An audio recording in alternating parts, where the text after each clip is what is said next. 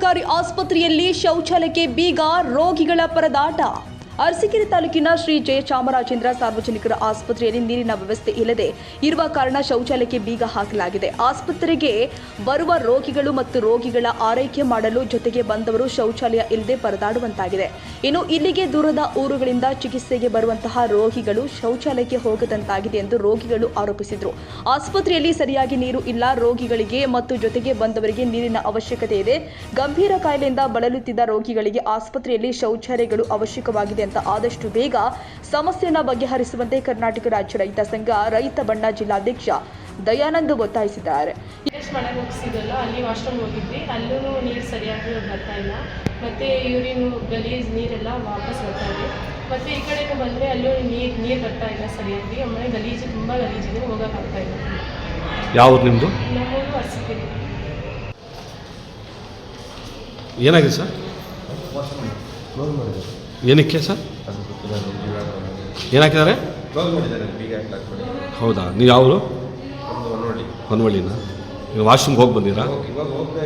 ಹಾಂ, ಏನು ಮಾಡಿದ್ದಾರೆ? ಲಾಕ್ ಮಾಡಿದ್ದಾರೆ ವಾಪಸ್. ನಮಸ್ತೆ.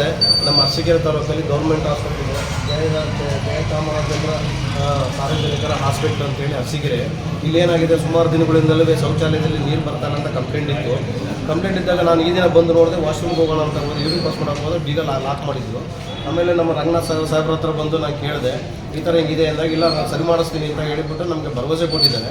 ಯಾಕೆಂದರೆ ಮುಂಚಿಂದನೂ ಈ ಸಮಸ್ಯೆ ಇದೆ, ಆದರೂ ತುಂಬ ಸಮಸ್ಯೆ ಇರೋದನ್ನ ಸಾಹೇಬರು, ನಮ್ಮ ರಂಗನಾಥ್ ಸರ್ ನಾನು ಸಮಸ್ಯೆ ಬಗೆಹರಿಸ್ಕೊಂಡು ಸ್ಟೆಪ್ ಬೈ ಸ್ಟೆಪ್ ಡೆವಲಪ್ಮೆಂಟ್ ಮಾಡ್ತೀನಿ ಅಂತ ನಮಗೆ ಇವತ್ತು ನಮಗೂ ಮಾಹಿತಿ ಕೊಟ್ಟಿದ್ದಾರೆ.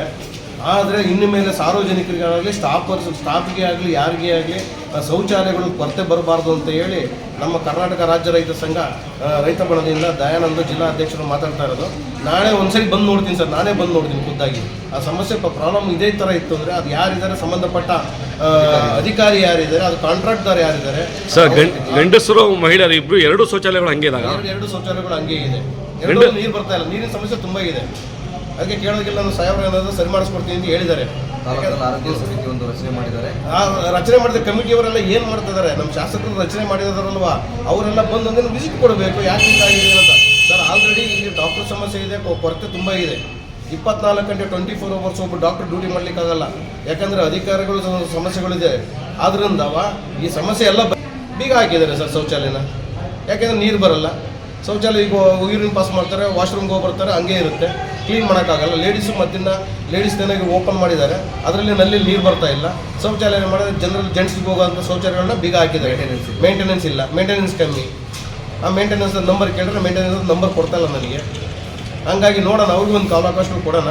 1 or 2 or 3 days ನೋಡಿಬಿಟ್ಟು ಮತ್ತೆ ಇನ್ನೊಂದ್ಸರಿ ನಾನೇ ಬಂದ್ಬಿಟ್ಟು ಎಲ್ಲ ಹಾಸ್ಪಿಟ್ಲು ವಾರ್ಡುಗಳೆಲ್ಲ ಚೆಕ್ ಮಾಡಿ ನೋಡ್ತೀನಿ. ಅಲ್ಲಿ ರಕ್ತ ಪರೀಕ್ಷೆ ಅಂತ ಇದೆ, ಈಗ ಹೊಸ್ದಾಗಿ ಮಾಡಿರೋದು. ದಿನ ರೀಸೆಂಟಾಗಿ ಒಂದೂವರೆ ತಿಂಗಳು 2 ತಿಂಗಳು ಆಗ್ಬೋದು ಓಪನ್ ಆಗಿ. ಅಲ್ಲೇನಾಗಿದೆ, ಲೇಡೀಸ್ ವಾಶ್ರೂಮಲ್ಲಿ ಬಾಕ್ಲ ಹತ್ರ ನೀರು ನಿಲ್ಲುತ್ತೆ, ನೀರು ಬಿಟ್ಟಿದ್ದು ನೀರು ಕೈಕಾಲು ತೊಳೆದು ನೀರು ಹೋಗೋದೇ ಇಲ್ಲ. ಅದೊಂದು ತುಂಬ ತೊಂದರೆ ಇದೆ. ಅದೇನು ಹೌಸ್ ಕೀಪಿಂಗಲ್ಲಿ ಕೆಲಸ ಮಾಡ್ತಾ ಇಲ್ಲವೋ ಅಂತ ನಮಗಂತೂ ಗೊತ್ತಿಲ್ಲ. ಹಂಗಾಗಿ ಮುಂದಿನ ದಿನಗಳಲ್ಲಿ ಈ ಕೆಲಸಗಳನ್ನೆಲ್ಲ ಸರಿಪಡಿಸಬೇಕು ಅಂತ ಹೇಳಿ ನಿಮ್ಮ ಮಾಧ್ಯಮದ ಮುಖಾಂತರ ನಾವು ಕಳಕಳಿಯಾಗಿ ಮನವಿ ಮಾಡ್ಕೊತಾ ಇದ್ದೀವಿ. ಆ್ಯಕ್ಚುಲಿ ಓವರ್ ಹೆಡ್ ಟ್ಯಾಂಕ್ ತುಂಬ ಹಳೆಯದಿದ್ದನ್ನು ಅದನ್ನು ಡೆಮಾಲಿಷ್ ಮಾಡಿದ್ರು. ಅಲ್ಲಿಂದ ತುಂಬ ಪೈಪ್ ಲೈನ್ಗಳು ಬೇರೆ ಕಡೆ ಹೋಗಿತ್ತು. ಅದರಿಂದನೇ ನಮ್ಮ ಹಾಸ್ಪಿಟಲ್ ಕನೆಕ್ಷನ್ ಇದ್ದು. ಡೆಮಾಲಿಷ್ ಮಾಡಿದ್ರೆ ಪೈಪ್ ಎಲ್ಲ ಸ್ವಲ್ಪ ಡ್ಯಾಮೇಜ್ ಆಗಿತ್ತು, ಟ್ಯಾಂಕ್ ಇದೆ.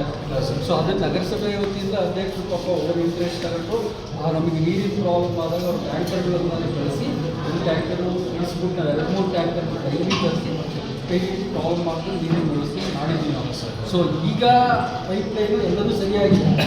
ಇದು ಬಾತ್ರೂಮ್ದು ಒಂದು ಮೇಲ್ಗಡೆ ಒಂದು ಪೈಪ್ ಹೊಡೆದು ಕನೆಕ್ಷನ್ ಇದೆ, ಅದು ರೆಕ್ಟಿಫೈ ಆಗಿ ಅದಕ್ಕೆ ಕನೆಕ್ಷನ್ ದಯಮಾಡಿ ಸರ್ ಬೀಗ ಹಾಕಿದಾರಲ್ಲ ಸರ್? ಅಲ್ಲ, ಈಗ ಕನೆಕ್ಷನ್ ಕೊಡಿಸೋದಕ್ಕೆ ಬೀಗ ಹಾಕ್ತಿದ್ವಿ.